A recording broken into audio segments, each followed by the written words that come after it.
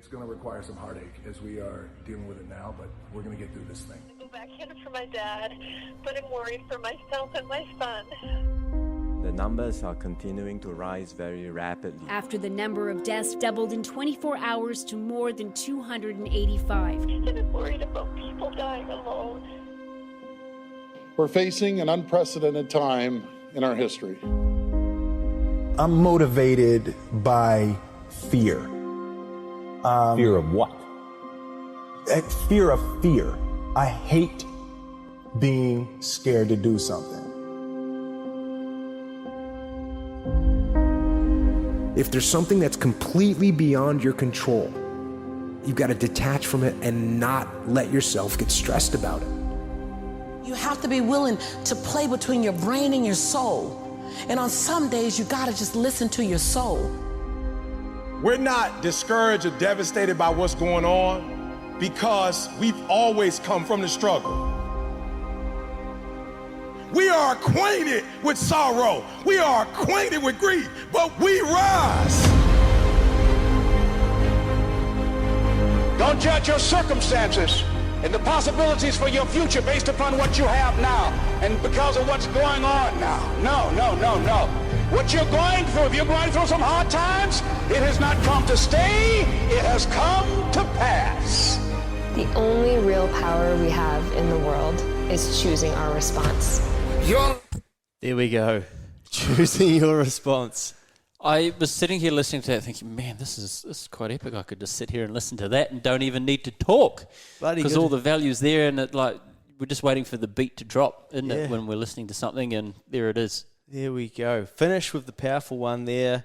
This is something, mate, that I saved a whole year ago, as you could probably pick up, because we were only just then talking about unprecedented times. I don't think that word's been used too much in 2021 in the back half of this latest strain. It was well and truly thrashed to death, wasn't it, in 2020? It was. We had our corporate bingo awards, and I think it even made the list. It was very, very high up there, and I listened to this morning as I've built a list of things that I like going back and listening to, and I was doing a few weights out on the deck, and I chucked this on and thought, wow, this is a beauty from over a year ago. But here we are again, faced with the same set of circumstances effectively and more uncertainty. And if the listeners wanted to continue to tune into these fine words, let me guess, that's YouTube. And what are they going to need to search? They need to search for the best motivational speech compilation ever in capitals. Number 21, Fearless.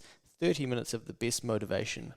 I saw The Rock at the start, which obviously got me pretty excited, as he tends to do for a lot of people with a man crush on The Rock.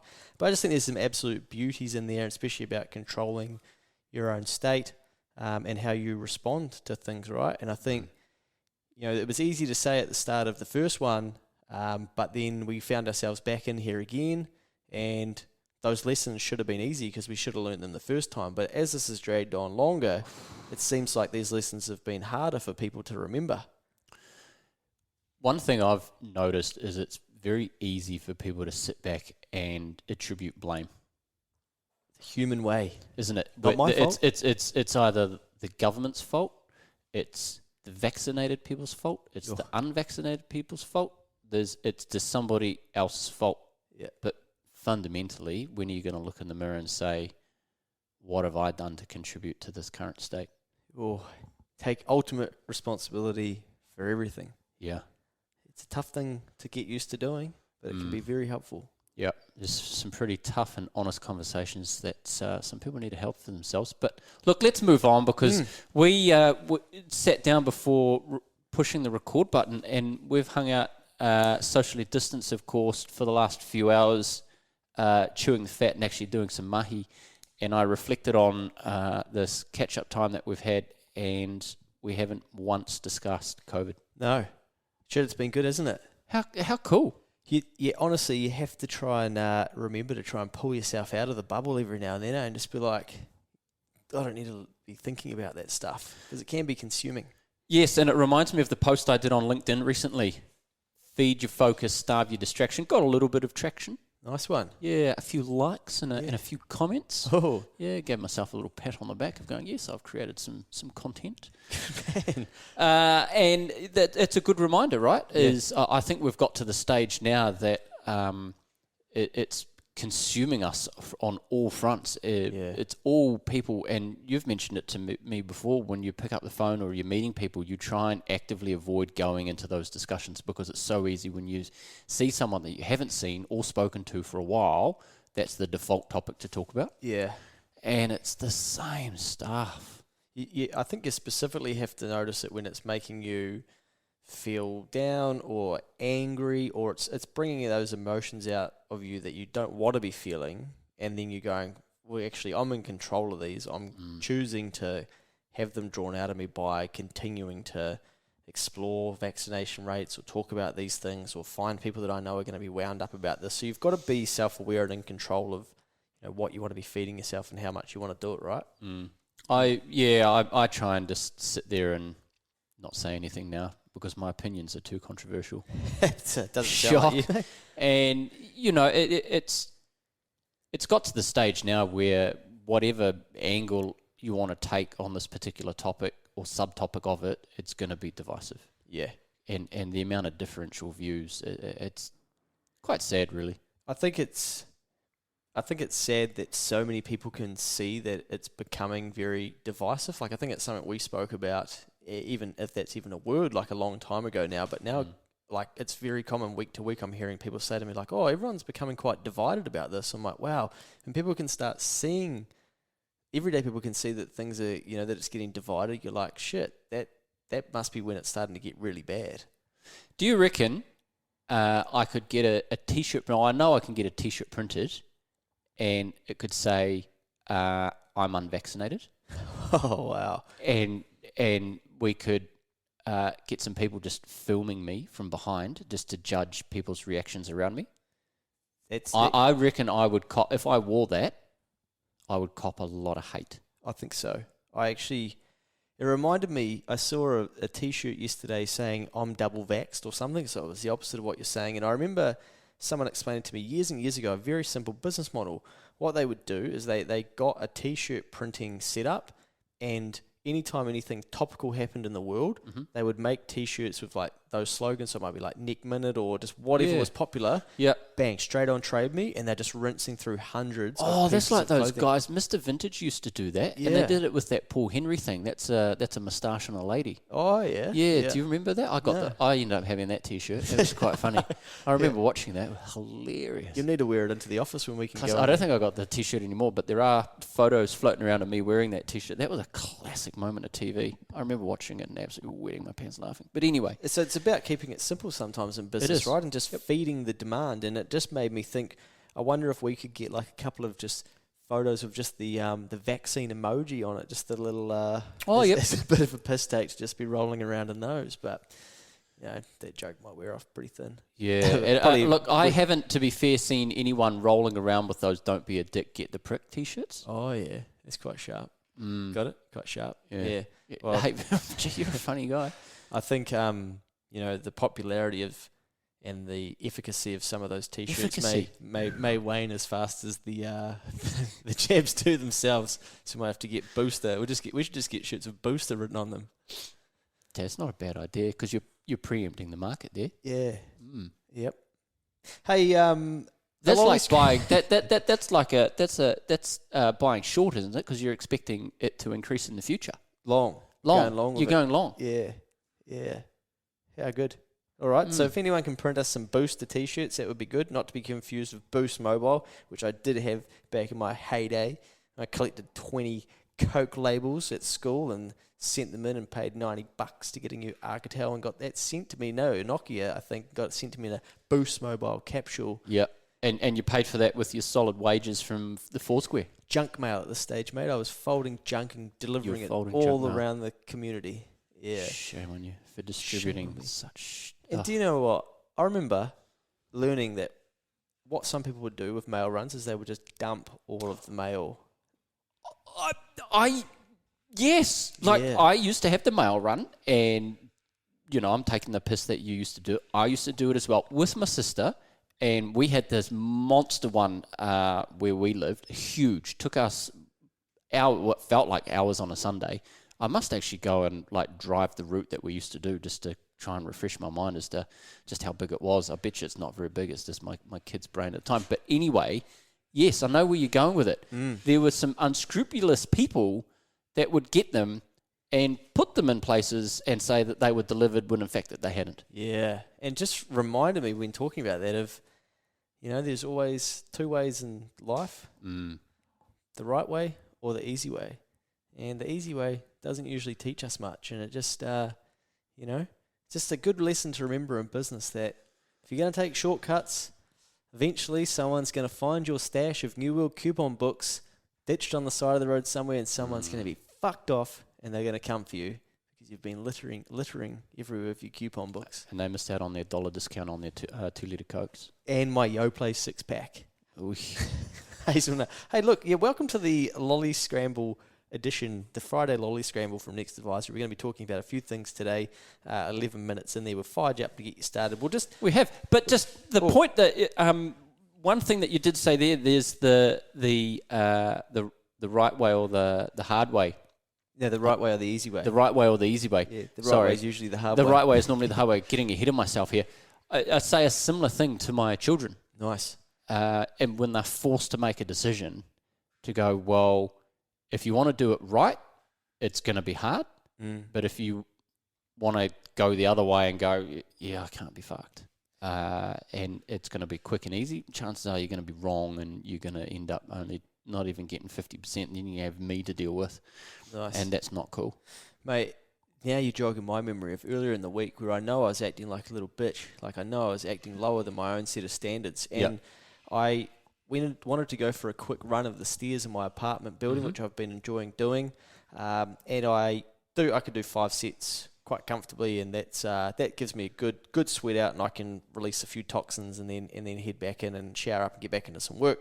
And I went out with the mindset of I'll just do 3 this time.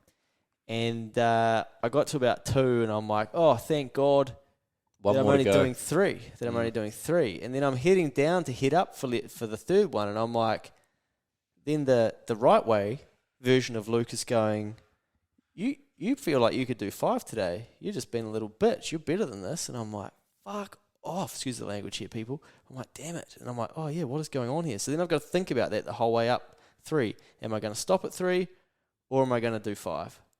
And I'm like, I'll just go down and I'll start on set 4. I'll just do 4. And then I got 4 done and I'm like, you know what? I might as well do the 5th one. So I think, I could identify myself. I'm like, I've let myself slip to decrease my standards because I've just been sloppy through lockdown, and I'm sure other people can relate to that. And I'm like, okay, well, I'll just drop my standards and that's fine. But then I could see in myself that I'm like, actually, you've been here before. Like, you know that this is a trick. You know that your mind's just trying to encourage you to take the easy way out. You've still got to just get your head down and get through it and get it done. So I'm grateful that I've learned to see those situations and go, actually, my mind is stronger than what it used to be, and I can get in control of the situation, take my sorry ass down to the bottom into the basement, and then get that 4th and that 5th set out. And you always feel better, going beyond what you plan to do, don't you? Lockdown is, I think, looking back, the ultimate test of resilience. To go, well, just how strong are you mentally? Because it's so easy to come up with an excuse. Even just looking at it from another way of going, I'm working from home, therefore I don't need to commute to work. I don't need to really have a shower or even get changed for work. I can get up, make a coffee, have breakfast, and go straight to the desk. So I can save myself an hour or an hour and a half of time in the morning. I'll just stay in bed. Yeah. Like, for some people, that's the easy way. And it's like, yeah, fuck, this is cool, man. Working from home, I'll stick on the Netflix. I'll watch that in the morning. Nowhere to be. Get a few episodes of whatever the current cool thing to watch is. Chicago Med, apparently. Okay. Yeah, you watch that, and apparently you can be a surgeon in 12 episodes. It's shit. Yeah. Yeah, where's the spatula? Let's go. Is that what it's called? Spatula? Scapula. Is that what it is? Yeah. Oh, right. You're getting your surgeries and your kitchens confused. Shit. Yeah. It happens. Wouldn't be good at either.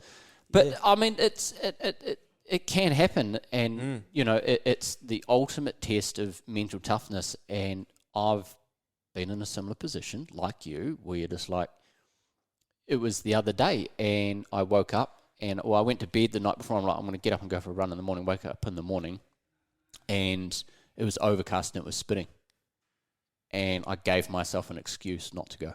Yeah. And I look back, and I'm like, I should have gone. Like, I enjoy running in the rain. I've done it before, and it's actually really cool. Yeah, I've seen Phil Goggins out there just carving the streets up. But then I go through the rest of the day going, fuck. I've let myself down. Should have gone. Yeah. And the mornings that you, like the next day, then you go out, you go and you come back, and you just like, you feel good. Yeah. And then it just re-emphasizes like, fuck, there's that opportunity that's been missed, and I reflect on it for me, and I go, gee, like weakness crept in and I caved into it. Yeah.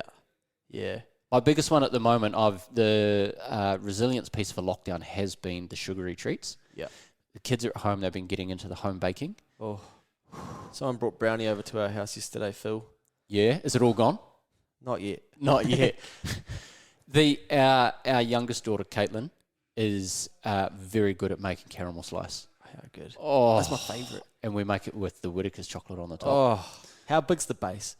Is it thick or is it? It's got reasonable girth to it. Yeah. Thickness. And What's there's the ratio? a good, I would caramel? say, gee, my maths isn't that flash, but I'd say it would be half, quarter.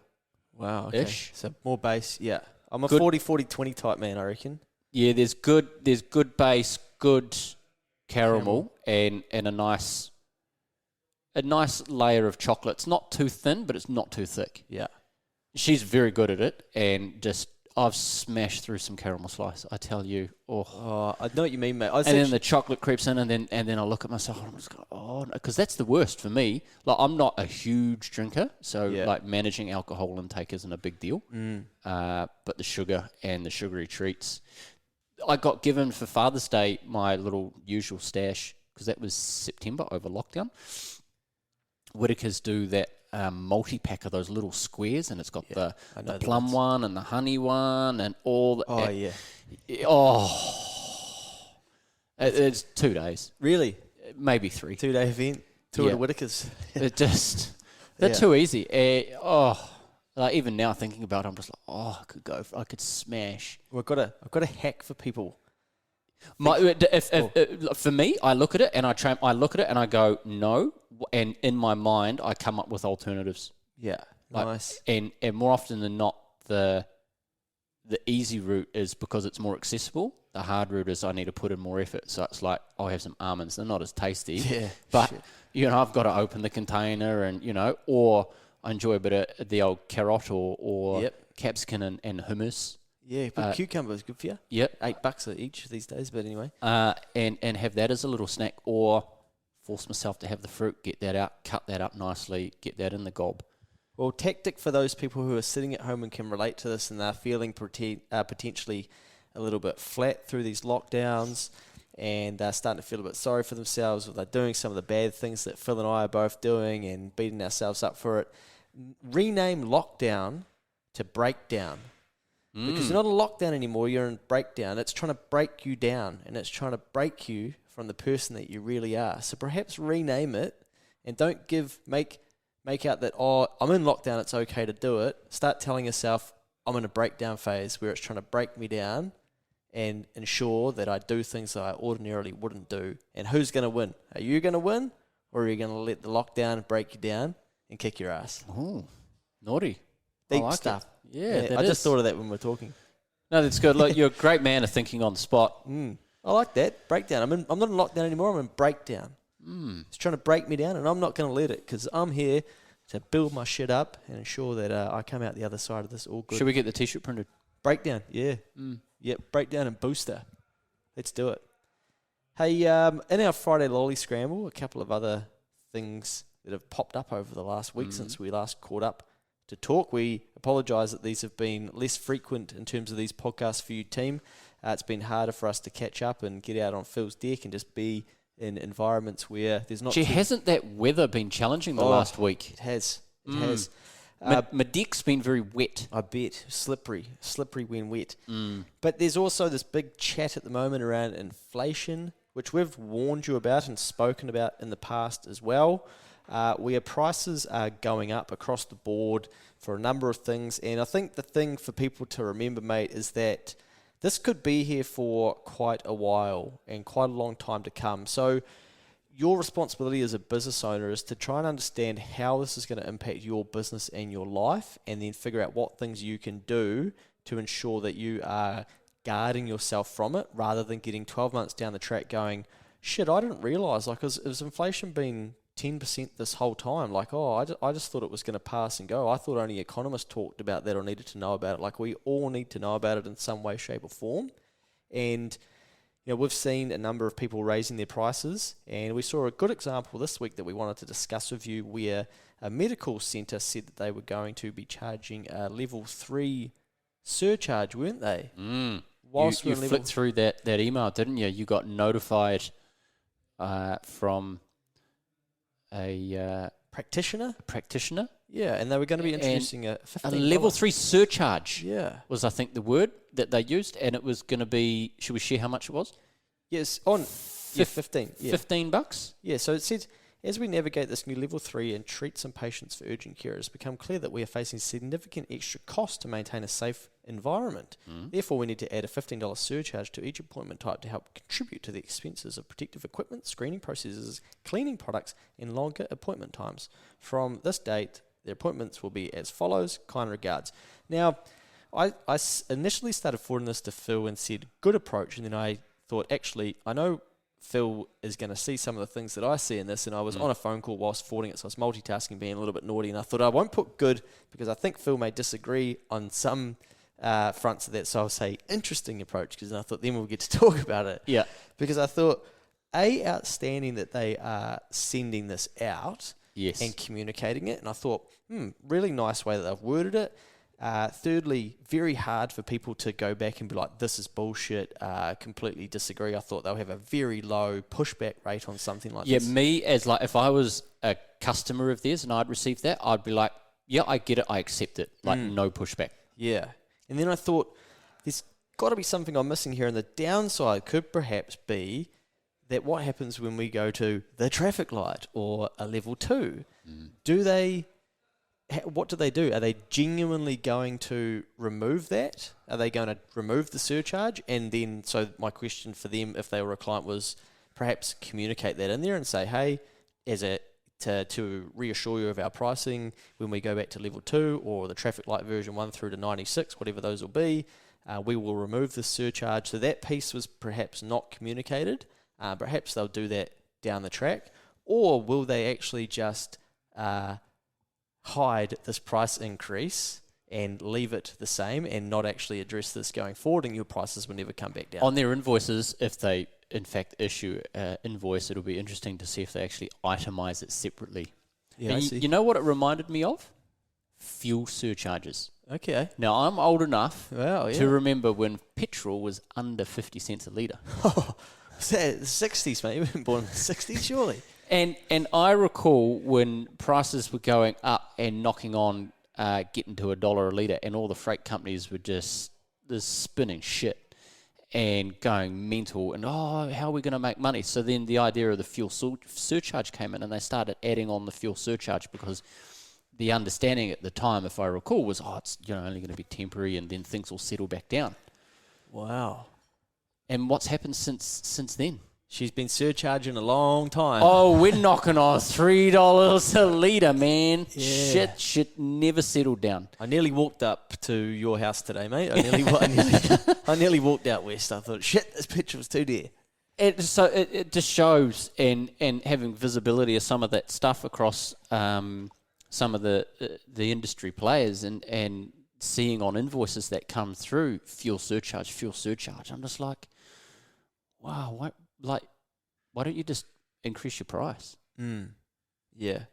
I think Or is it because that item of cost is so variable and uncontrollable, you want to split it out from your core product cost so you can play with it a little bit more? Yeah. And it's a good place to maybe squeeze a few points of margin. pretend it's not, completely in your control.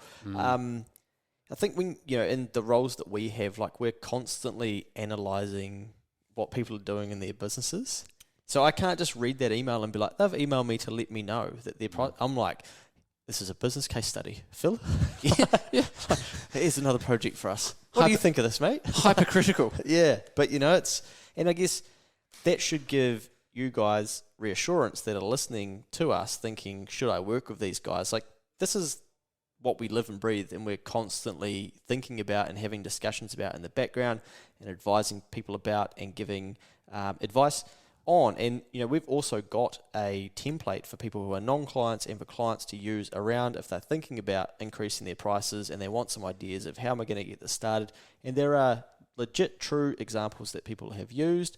You might want to change them, but if you do want those, you can get in touch and we can send that over to you. But, don't let the barrier of being scared to raise your prices be the thing that stops you from doing it and then get crushed by inflation over the next 12 months and end up back in the same position and message us and go, hey lads, like, how do I go about raising my prices? I mean, you can, we'll still look after you, but if you know you need to do it, like, figure out what the barrier is and get that info. I think one of the classic barriers for raising prices is your personal perception around value and confidence of doing it, and or just trying to come up or paint it as something different. And you only have to look at using a case study of a few years ago with Xero when they tried to increase their prices. Poorly. Oh, it was a clusterfuck. Yeah. Wasn't good. The email came out and it was just PR spin, and there's some smart accountants out there that read this and then push back to Xero and just go like, guys, this is an absolute comms failure. Yeah, you're better than that. Yep. And they identified it and accepted the feedback, and since then have just come out and haven't hidden behind the fact that there are price increases.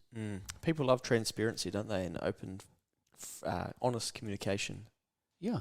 Yeah, and look, if prices are rising, like, people are expecting to see price increases from people too. In terms of price increases, just to go nerd on everybody, the Reserve Bank announced, is it the Reserve Bank, Luke? 4.9% inflation, and they forecasting people, the economists who are renowned notoriously for getting shit wrong, are forecasting that'll peak at 6%.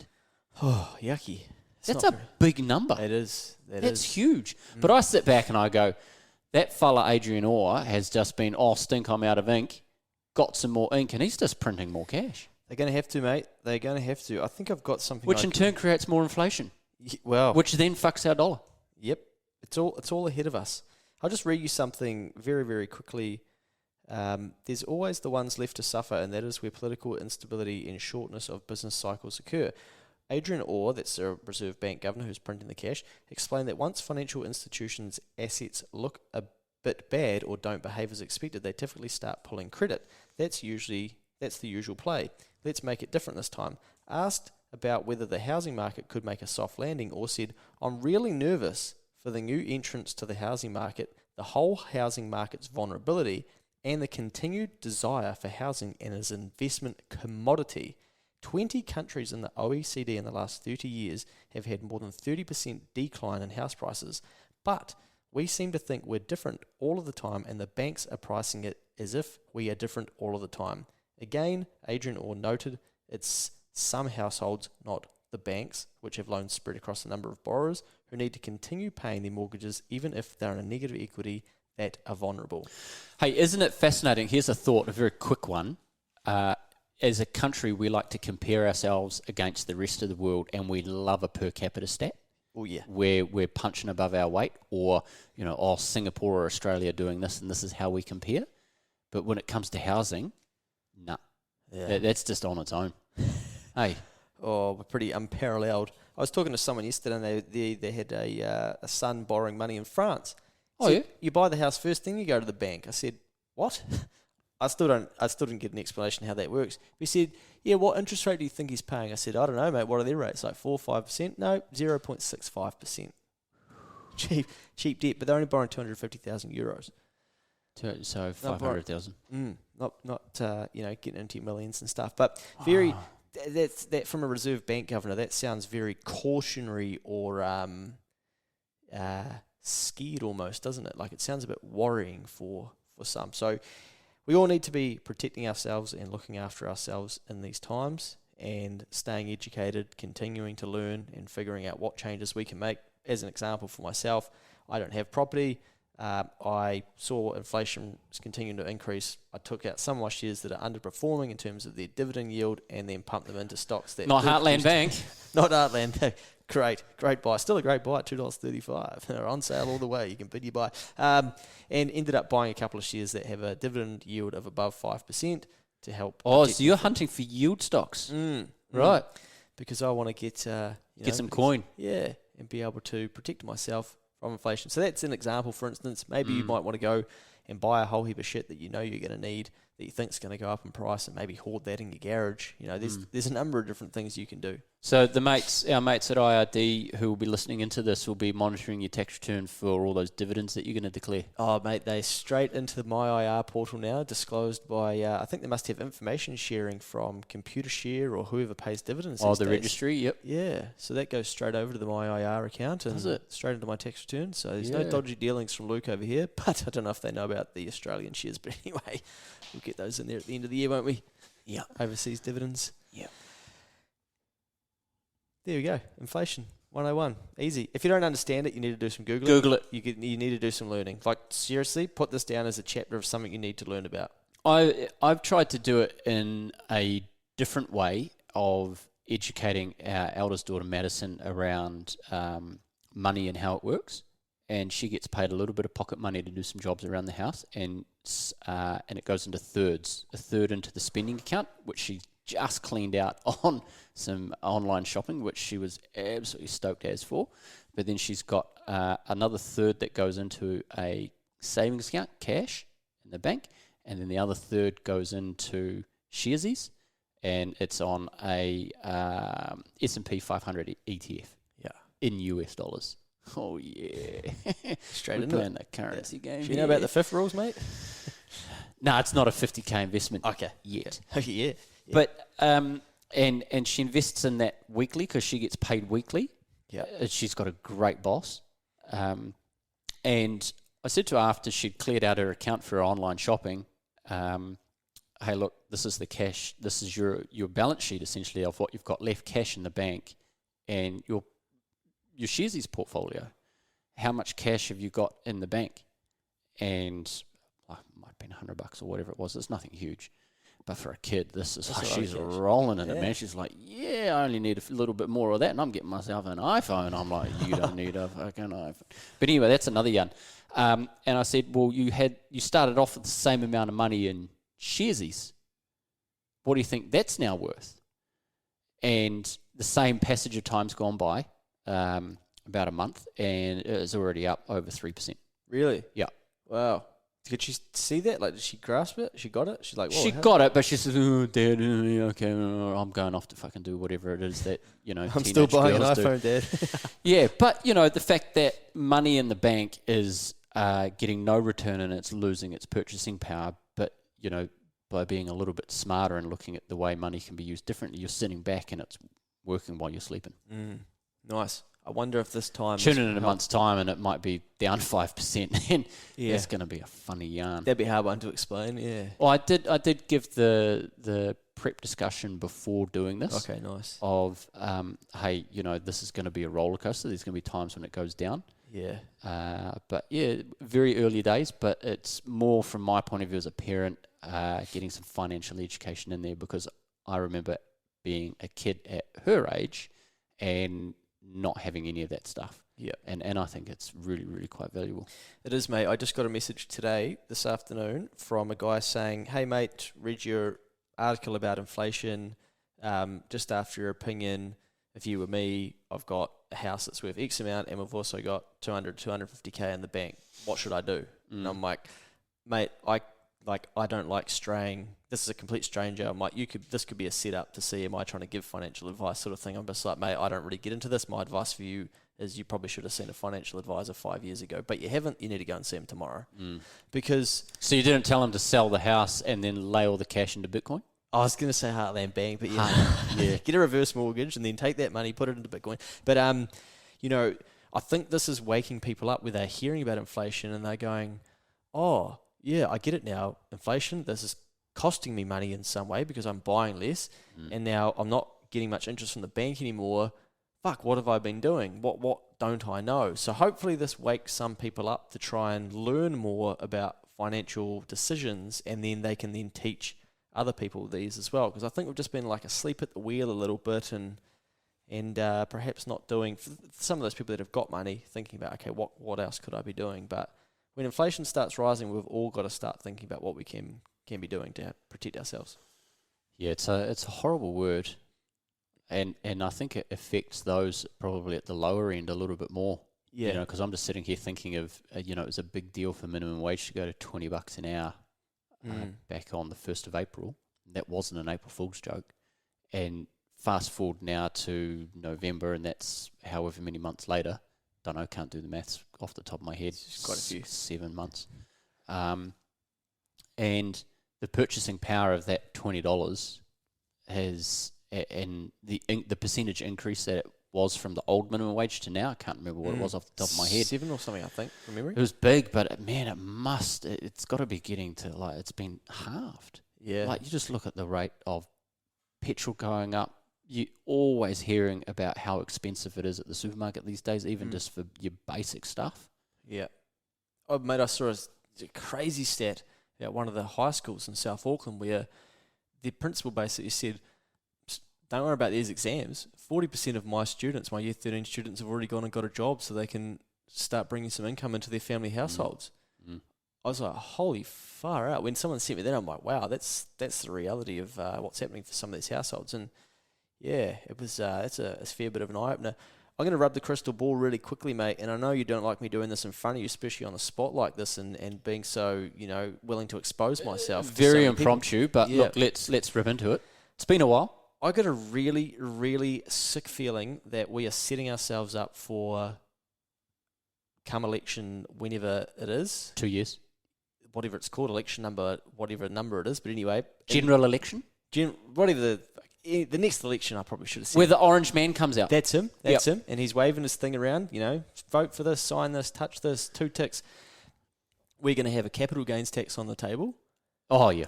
And we're going to have we'll definitely be having to raise minimum wage. There'll be increases for beneficiaries, and there'll be forms of universal basic income for lower income earners in some way, shape or form. And there will just be direct payments to people's accounts, and probably an increase in tax rates for people that are earning a large amount as well. So I think we're going to tax the shit out of people, and then we're going to put it back into the economy at the bottom end. I'm pleased you brought that last piece in, because I'm sitting there and I'm going, you're spending money, you're spending money, you're spending money, you're spending money. Where are we going to get this money from? And you didn't say debt, so it's coming from the tax take. Yeah, I think all of what's going on, I think the way we're going, this sets it up perfectly for people to really stand there and go like, yeah, we do need a capital gains tax. Yeah, we've got to bite the bullet at some stage and do this. I reckon they've almost engineered it quite well. I will go out on a limb, and this is going to get some hate, but I don't care. With the understanding of the tax rules that we have, with the jobs that we do, we get to understand it probably a little bit more than just that your average person on the street. I'm not opposed to a capital gains tax. I'm with you, mate. I'm the same. And I talked to another business owner about this yesterday. They said the exact same thing. I was sweet with it last time. I'm like, why aren't you doing it? What are you doing? Let's roll. The proviso's there. I mean, obviously it needs to be written and structured in a way that suits me. I'm not biased at all. But I think the time has come that we do need to have a capital gains tax. Naturally, it needs to exclude the family home. Most people are sitting there worried on all their rental properties. That's what it comes down to. Yeah. Well, I think include the family home. Yeah, I've got a vested interest because I've got a family home. You can get a but then bank I to think, pay it down. But I think about it and I look, well, if I was to sell my shares in our business, not that I would, because they're not worth anything, but if I was and sold it at a gain, I mean, it hasn't cost me anything, so how do I work out what the gain is? I mean, it's cost me a lot of blood, sweat and tears. Oh, fair bit of that. Spilts rock. Yeah, a fair bit of that. But, presumably there'd be a gain on that. You look at share portfolio. There's a lot of detail in there, but then you look at the complexity of some of the tax rules at the moment and some of the stuff that accountants and tax geeks have to work through. It's just like, fuck it. It would be so much easier if we just scrapped all of that and said, just tax it. Yeah. I think they'll have to put it back on the table, and I think they'll have to sweeten enough people to get it across the line with something else, and I think it will be those forms of increasing income at the bottom end.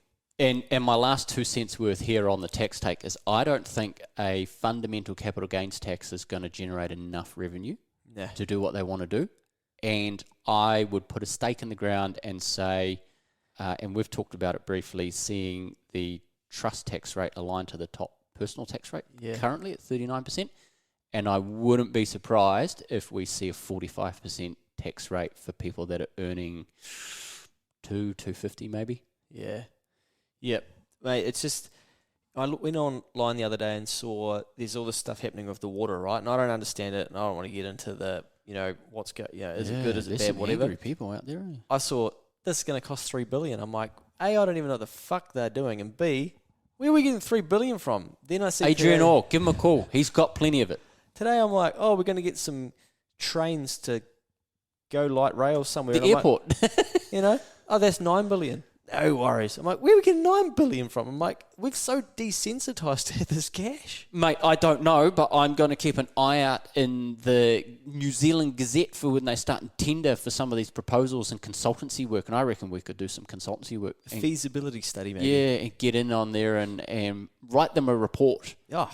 Sounds, and they need 9 of them anyway to then, sit around and talk about it 3 times. So I saw those 2 projects and I thought, wow, no one even is like, hey, excuse me, where are we getting $3 billion from? Like, who's paying for this? Everyone's just like, $3 billion. Oh, well, it's only 3. Like, well, didn't we spend $17 billion on a COVID recovery so far? Like, I suppose 3's not that bad, and it's the problem out the other side of that. I mean, the city rail loop link, whatever it is these days that they call it, I recall when they first announced it, it was going to cost X, and I looked at it and I laughed, thinking, man, this project is going to get delayed because all this stuff always does, because there's that much red tape and there's just that much inefficiency and just BS that goes on, and that's just going to absolutely blow out cost-wise. Shock! You were right, yeah. But and now we're in a time where things are more expensive and labour's more expensive, so these things have all become more expensive because they pissed around and didn't do them sooner. Yep. So, again, the taxpayer's going to have to pay for it. But time kills deals and money. I think the thing that I've noticed is, going back to your line there about how we love to compare ourselves across the world, I think what I look at every time we talk about our debt level in New Zealand, and Grant Robertson's really good at this, whoever's in power, the first thing they say after is, but compared to other nations, it's really good. So I think there's a reason you say something like that, is because you want to teach people that the further you go down that rabbit hole, that's how you can tell people whether something is acceptable or not. So all of a sudden, if all of those countries cleared their debt miraculously somehow, would we stand there and go, hey guys, just need you all to pay attention for a second. We're pretty fucked here because everyone's cleared their debt, we haven't, so compared to them, we're in a really bad spot. There's no way we'd step up and do that. So I think what they're trying to do is encourage people to be like, oh yeah, but it's all good because compared to Australia, compared to America, compared to that country, it's okay. So that when they keep printing more money, keep doing this stuff, we can keep giving people reassurance that everything's okay because compared to that country, we're all good. The finance minister, I mean, he's right. Our debt to equity ratios compared to the rest of the world are comparatively low. And I think that gives them the idea that they've got room to then borrow more. But I look at it from, it's no different to a household's balance sheet and budget, and going, essentially, we're borrowing money to fund a lifestyle. And it reminds me of the days of the old low doc loans where you could just go and that ended badly for the US. Those subprime mortgages, they were just given the money away without checking anything. Yep. That's almost like what's happening here. There's just money being created to fund expenditure, which isn't really adding anything to the underlying GDP. So we're just adding to the pile of debt without actually making any top-line progress. So long term, that strategy doesn't work because we actually need to address the spending or finding ways to generate more income. Yeah. It's just... It's a vicious cycle. It is, and it's always interesting when we're willing to use a comparison to another nation as an excuse, but then if we look at something like our obesity rates and how we are very poor in the OECD, we're not like, hey guys, compared to other countries, we are really bad at this, we should probably get on top of it. Or when we're really good at something like rugby, we don't just accept mediocre performances and go, oh, come on guys, compared to the rest of the world, like we've done fucking better than for a fair while now, so it's all good. It's don't worry about it. We'll come right. We'll park the obesity chat. I feel like getting fired up, but I won't. But the rugby chat though brings me to that game we had against America. Did you see it? I did, mate. I got up, yeah. Yeah, I saw a little bit of it. I say I got up like it was real early. It was about 8 a.m. 8 o'clock. I think I tuned in towards the end of the first half and then caught the second half. Boring as batshit and the outcome was foregone. But what I liked most about the game, the crowd. Yeah. Yes. Like you ignore what's happening on the rugby field because that was just boring. It's just, as rugby is, yep. Yeah. Jeez. I mean, there's some standout players there, maybe. Can't really remember because I wasn't paying too much attention because I was looking at the crowd. Yeah. And the one thing I noticed, no masks. And so many people. And heaps of people. No social distancing, no fucks given. And I thought to myself, we're so far behind. Yeah. Yep. I thought the same thing over the weekend watching that, and then Texas, I think it was, had a Formula One. And I read this thing and it said there's been 140,000 people there. I'd nearly choked on me bloody reading. I'm like, what? 140,000 people at the Formula One.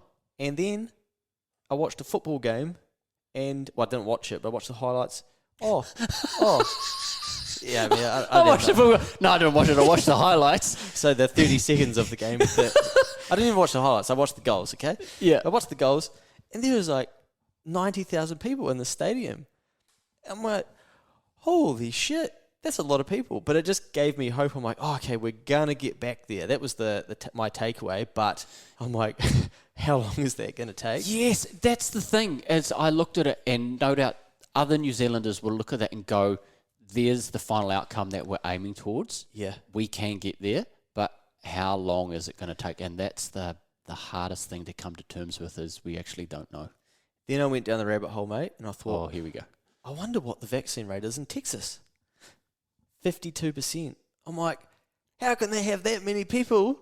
52? They've only got 52% double jabbed. I'm like, but hang on. 52% double jabbed in Texas. And Texas would, I'm going to take a punt that they've got more than 5 million people in that state. So their population in Texas is bigger than our entire population of our country. I'd say so, mate. Yeah. And they're at 52%. 52, and they and got 140,000 of them went to the Formula One. Yeah, waving flags, waving themselves. But around. I'd imagine the 140,000 that went would be part of that 52% because they've got the vaccine certificates going, haven't they? Yeah, I don't know. I didn't. Yeah, I pulled myself out of that rabbit hole at that stage and thought, wonder if it was actually 40,000 people, not 140. And I wonder if I should be doing something else with my time because I started going further down the rabbit hole of why are we doing 90 when like these people are out doing it? But someone said to me, yes, but check their death rate. And I'm like, oh, okay, yeah, that's where the argument goes back to is that we're keeping people alive, right? So that's the trade-off. Yep, they've got a higher death rate. And that was where the football game was as well. I think there was 1 in 450 people were dying or something like that from COVID. And so ours is like obviously very, very good compared to them. But anyway, we like to be world leaders down this neck of the woods, don't we? Oh, yeah, in some things, but not others, mate. You know, so it's what a time to be alive, anyway. Gee whiz, there we go, mate. The last thing that I wanted to talk to you about was subscription models. Seem to be definitely the exciting thing for people to think about. Have they got nice pins? These models? Oh, those models. Yeah, I was like, where are we? It's like, well, you got my pin number? Yeah. Yeah, for sure. So this probably needs a whole episode of its own, I think, because people are really interested in this concept. But there's so many people changing their business model or figuring out how they can turn their business model into some sort of subscription setup, right? And I think it's come about of our consumer ways to start buying some more of them and think, okay, these things are cheaper. Even if you look at a buy now, pay later, they've effectively said you can have your good and then we're going to put it on a subscription payment across X amount of days or whatever. It's the same type of concept. And these things are just going nuts everywhere. I've got a ring that tracks my sleep and tells me, whether I should have had more sleep or maybe I should have done some more exercise the day before, all those types of things. And they're bringing out a new version, and even they are going to some sort of subscription model. So I've got to pay for the hardware, but if I want access to the features on my app, well, you got to pay your subscription. I'm like, holy shit. And apparently it's quite a thing in the wearable spaces that they're doing it.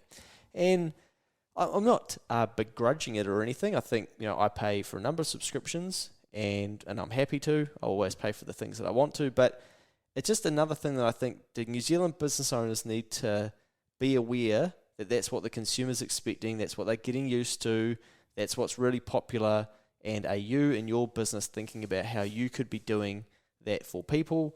We've effectively done the same thing. Instead of doing annual invoices and sending out chunky invoices, being like, righto, pay all of this in one go, we put it all into a retainer. It's a monthly subscription. We take the payment through direct debit so that there's less admin for the person, there's less mistakes to be made.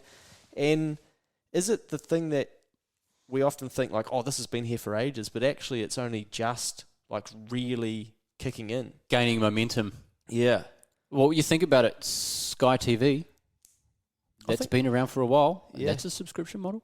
Their shares have gone through the roof recently, I heard. Someone really? asked me during the week, like, I didn't know what's going on here. I don't study them, so I didn't know. But probably because their old CEO finally moved on. Could be that. But, there's an opportunity for business owners to think about, do I have something that I could add as a subscription model to create some recurring revenue and smooth some of my cash Interestingly, flow? I noticed, I think I read it correctly, I signed up to the Countdown online delivery on my own email address during lockdown breakdown. Filthy@gmail.com. Filthy69@gmail.com. Yeah, mate. Yeah, the year you were born, of course. Yeah, of course. Yeah. And with it came, because it recognised me as a new delivery customer, you get the welcome pack. Yeah. And I'm pretty sure I read in there they're offering a delivery subscription service. Really? Yeah, where if you sign up, you can get so many deliveries a month or a fortnight or however they've structured it for a certain fee. Wow. So it's cheaper than just doing it on the one-off. I don't know how much it is. Yeah. And I think there was minimum spend requirements and whatnot. I looked and I thought, wow. Yeah. And I've noticed in other things, in talking to other business owners or when you're looking at bits and pieces, it's becoming more and more common where people are having the discussion with you going, oh, do you want to do this? And you can add, and it's this a month. Yeah. And it's very easy to sit and go, oh, yep, I'll do that. But I think at the same time, you've got to sit back and go, is this solving a problem? Is it a solution to a problem that I actually have? Yeah. Or am I just being lazy? Yeah.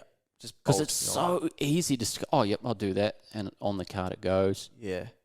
Even I've been buying those meals that I've mentioned. Shout out to Fork It, great meals. Their website prompts you, do you want to, there's a discount if you sign up to a subscription. So maybe, I think as well, maybe Shopify have introduced it as an option that's then raised people's attention to it via the Shopify setup. Actually, I'm speaking to Julian from Shopify next week on a Next Advisory podcast to pick his brains about some of the do's and the don'ts, the community leader and manager for Shopify. So we'll get the good insight as to what you should be doing. Oh, nice one. Yeah. So I was wondering earlier, should we try and reach out to Adrian Orr and get him on the mic? Mate, I'm going to be honest, I actually did put a call out through a couple of feelers. I tried to get him on a podcast at one stage, and I saw the email back from his PA being like, who is this guy? What does he want? Why? And apparently it's quite hard to get his ear. And given that I'm an absolute meerkat, when I saw him at the pub in Wellington, I didn't have the balls to go and talk to him and then say, g'day, Adrian, I'd love to have you on the podcast and hold you accountable to a few of the decisions you've made recently. But hey, sidetrack, are you watching Celebrity Treasure Island? I am. So's the wife, Grace. Well done, Grace. Hell of a show. She's watching it on the old on demand or whatever it is, and I don't like it. You don't like this show? I tuned in the other week for the first time. I'm like, who are these people? The only one I recognised was Buck Shelford. And then I saw that it's Sir Buck Shelford. Didn't even realise the guy had been knighted. Wow. Well done to Buck Shelford. Get him, Buck. And then there's other people on there on Celebrity Treasure Island that I didn't even know were celebrities. So I've been living under a rock. I'm sorry. If I pass you in the street and I don't recognise you for your famousness, I apologise in advance. But it gave me an idea. Here we go. We should do CEO Celebrity Treasure Island. Gee, that'd be good. Yeah, wouldn't it? You know, you get your likes of your or entrepreneur, business person. Yep. Treasure Island, and you get your likes of your Mike Perot's. Yep. Your John Keys, your Rob Fife. Those are big dogs. Oh, huge. And your Suzanne Paul. Yeah. I mean, she's an early days entrepreneur with her shit that she slaps on her face. Natural Glow. That's the one. I know it. And then there's some other ladies that I recall that have been serial entrepreneurs that I forget their names. Chow Brothers? No, ladies. We've got to get the balance right. Yep. Teresa Gatting? Yes. The ones that did the My Food Bag, Nadia Lim. Nadia. And her business partner, is it Robinson? Cecilia. Yep. Oh, these are true celebrities now you're talking, mate. Yep. Yeah. Like, imagine getting them all on. And Stewart Island for the week. Yes. Yeah, or the Chatham Islands. Put them in the elements. Yep. Yes. Oh, I've never been to Stewart Island. Neither. I want to go. Yeah. Maybe we could go in a few years. Business planning trip there. Outstanding. Imagine once that. we've ticked off a few other places first and we start running out. Good point. Probably get something warm. But imagine throwing all of these exceptionally smart people together from different backgrounds and different skill sets and seeing which one's got the overall master skill set to dominate them all. Get the Mowbrays. The Mowbrays. Yes. I was thinking, the what? The who? The Mowbrays. The Zuru people. Yep. I wonder if they'll bring a bunch of balloons. 100%. Yeah. They bring the entertainment. Yeah.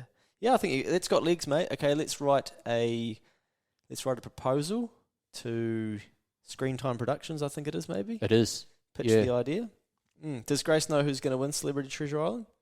I haven't asked her. Okay. And even if she said a name, I'd be like, who the fuck's that? Yeah. Could you ask and just message me tonight when she... Have you got some odds on a certain person? No, we haven't really gotten that deep into the household as to who we think will win. But I can see now, looking at who's on there at the time of recording this podcast, it'd be like, if you flick the song, you'd be like, who are these people? I was a bit the same when all the people came out. I was like, is this like a blend of nobodies and celebrities? But then, no, it's just that I'm a bit out of touch with who's cool these days. Yeah, totally. I mean, Buck Shelford, and then there was the other lady... Candy Lane. Yeah. Yes, because I'm thinking I've got Suzanne Paul on the brain, but it's Candy Lane on there, who I recognise from Dancing with the Stars. Yeah. I've watched that in the past. Have you? And then all these others. And I must be way out of touch. There was a chap that is a choreographer, international dancer, and Grace said to me apparently he's danced with... Paris Goebel. Yeah, I don't know who that is. I thought she mentioned to me Beyonce or something like that. That was a name that I remembered. Yeah, Paris is in New Zealand. And I thought, he's got some You've heard of her? Some international credibility there. And then there's others that are entrepreneurs and influencers, and others that are... There was an Olympic swimmer or something. There is. Anna. That's cool. Yeah, Anna someone. Yeah, like to represent New Zealand at the Olympic level, I rate that very highly. A lot of respect for that. Yeah, I do. Yeah. I've also been watching, now that we're on to TVs, good recommendation for people, the SAS Australia show. Yeah, every time we catch up or talk, you talk to me about that. Yeah. It's great. I've only watched the British one. Oh, is there a British one? Oh, that could be... Yeah, that was I think the original one, and the Ant one dude, and... Oh, were they on there? Oh, brilliant. Because you're watching the Aussie one, eh? Yep. There's 2 series. So. Yeah, there's the British one. That was quite cool. I haven't watched the Australian one. But anyway, carry on. Yeah, I just think it's one of those shows where you can get a bit of escapism, but at the same time, there's some very clear lessons in there where you're like, I don't have that, I need that, or I've needed to lean on that at times and I haven't been able to. And there's some things that you'll see as a business owner that you'll go, oh, that's a piece of piss. Like, I've learned that I know that I need to have that in me to achieve that or whatnot. And it'll just be interesting, what things that you see when you watch it, if you do choose to watch it, and just what platform can I watch that on? I actually don't know. Taz always does that sort of admin work for me, where she's a great administrator. Thanks, Taz. Shout out. The biggest lesson that I've picked up from it is that, and I don't even think you need to watch this show to see this, but it's very evident in this show, is that the story that you tell yourself is so important. And they always go back to a camera on the person in not in the SAS environment, telling their story of like who they are. And all the ones that have got I was bullied in this workplace and it meant that I was embarrassed and the media came after me, and they got the massive story about all this stuff. Would that let me go out on a limb here? The victim mentality. There it is. Is that what we're looking for? Yeah. And they all just get beaten to shit eventually. And it just reminds me, like, if you're going to hold on to something and let it be your story, you've got to be so aware of what that's going to hold you back from being able to achieve in your life, because you make it so powerful. And it gets to the stage on the show where they keep playing the person talking about their same story, and you end up like resenting them, like, oh fuck, not again, you're not talking about this again, are you? Like, we don't need to hear about your panic attacks for the 18th time. And then they end up having a panic attack. And it's just very evident though, those types of things, you're watching it going like, oh, you can almost preempt who's gonna hack it and who's gonna sack it, spin it. There it is. Yeah. There it is. Squid Games, got into that? Oh, I've stayed away from that. Yeah. Good man. Yeah, nor have I. I've looked at it. It looks fascinating, and the plot appeals to something that I'd watch, but I'm just, nah. I just, we actually sat down to do one episode, and I just got that gut feeling straight away. I was like, I don't think this is my jam. And then this guy kind of was going to get knifed in the toilets or something, and I just said to Taz, like, this isn't the sort of shit I like to feed my mind with too much. Like, I just don't know what I'm going to get out of this. I think this is a no from me. So, mate, if you want to watch that, carry on. Has Taz got into it? No, I don't think she has. No. Oh, okay. Yeah. Hey, because I'm trying to protect my energy levels, and that's what we were going to finish on, but we spoke about most of it at the start. It's just, I've definitely noticed with my friend groups and just people in general, especially in Auckland, energy levels are quite flat for people, and there's like a lack of commitment to things, and a sort of, I don't know, there's so much uncertainty, and we're going to have to try and get ourselves back out of that at some stage, aren't we, when we finally can start opening back up. Did you see HQ has posted, and the owner, the infamous mayoral candidate for Auckland, Leo Malloy, is going to open his bar on the 1st of December come hell or high water. I did see that. And he has come out saying all of his staff are double vaxxed. Yeah. And proof of your double vax will get you entry. Happy days. Life is back to normal at HQ. See, I wonder if that's why Judith Collins and David Seymour are coming back to Auckland, is for the opening of HQ. Perhaps. I saw that, and he's a very smart operator, and he often knows things that other people don't. Polarizing. Oh, yeah. Knows how to get attention. And I thought, I bet he's de-risked this. He knows something that we don't. Yes. And that is, by the 1st of December, there is going to be the vaccine passport in our hands, and hospitality will be allowed to have something. And he is front-running that announcement and gambling that it's going to come to fruition and going to get all the attention leading into it, because he is very, very well connected and very smart. Yes, I'm pleased you've raised that. And, as the listeners will know, if you've got this far into the pod, congratulations and a shout out to you. Thank you for tuning into this fantastic Friday Lolly Scramble.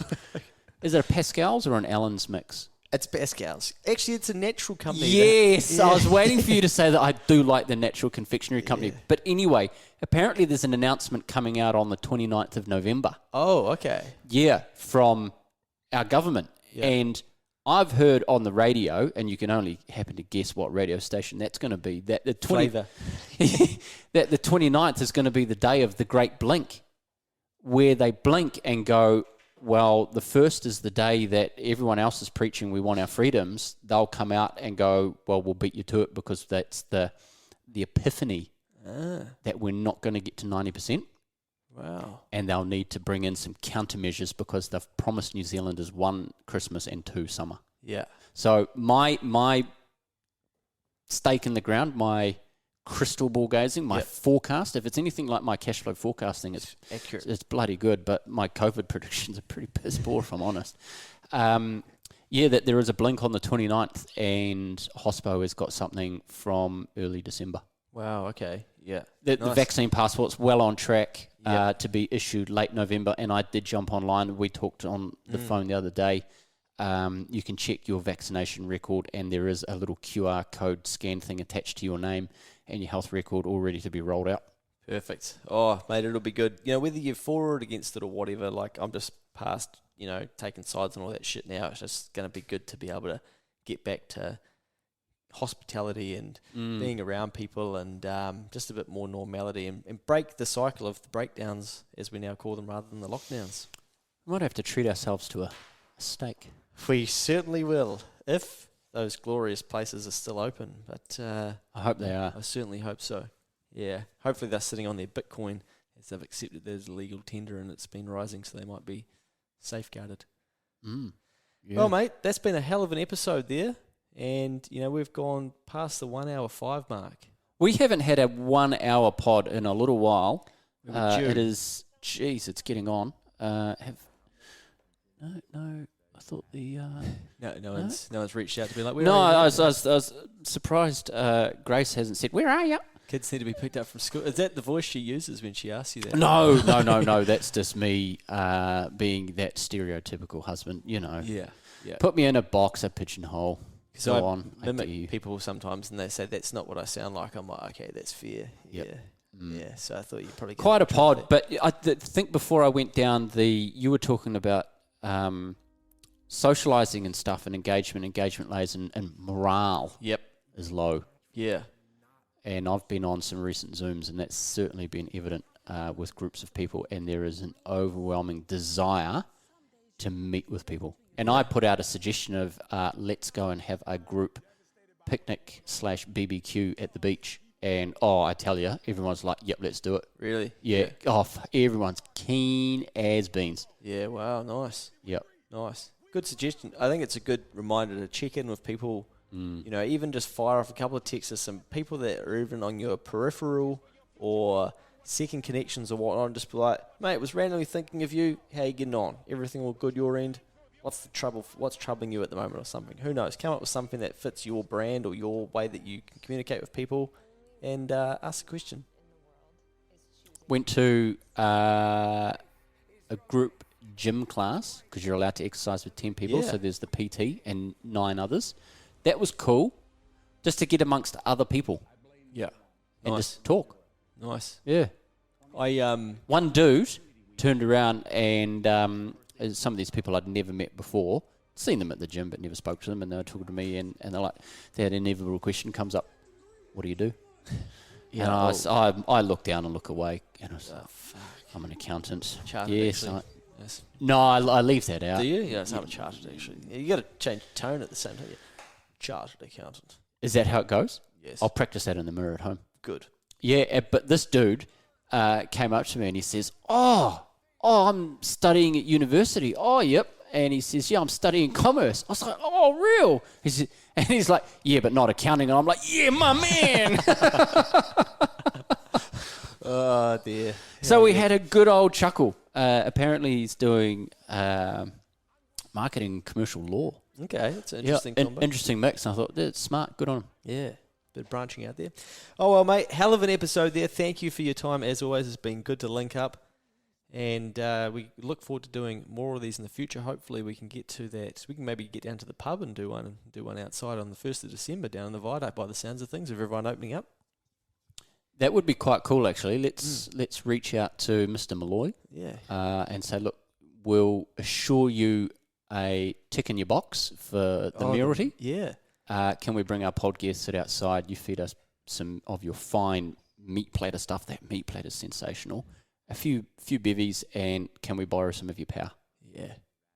Sure, it'll be fine. All right, mate. And you people listening, I almost forgot that you were there for a bit there. This has got to be worth 5 stars. Has to be. If you haven't done it already, slam it. Yeah, please. It would mean a lot to us, you know, and it would help us help more business owners by feeding the algorithms and ensuring that this content gets in front of the right people.